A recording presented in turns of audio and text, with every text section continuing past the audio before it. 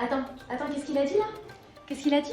Vas-y, je peux mettre sur pause? Mets sur pause, chérie, s'il te plaît. Ce jour-là, c'est le jour où j'ai obtenu la preuve la plus bizarre. D'ailleurs, dans le dossier où j'avais la cliente la plus connue de l'un de mes dossiers. Je vais te raconter son histoire en quelques mots. Elle est venue nous voir il y a quelques années parce qu'elle a été licenciée de manière abusive par son employeur. Elle est devenue journaliste et elle s'est fait embaucher en tant que telle. Or, dans les conditions du contrat, il était prévu que son employeur lui paye une partie en espèces. Et ça, c'est du travail dissimulé. Pour s'en défendre, quel est l'argument phare de l'employeur? C'était de dire: mais moi, à cette époque-là, j'avais face à moi une ancienne qui avait une notoriété très forte. C'est elle qui m'a imposé de la payer au black. Je n'ai fait que, finalement, accéder à ses demandes. Et elle était tellement connue que j'avais trop peur de lui dire non. Donc c'est pour ça que, contraint et forcé, oui, je l'ai payé en partie au black.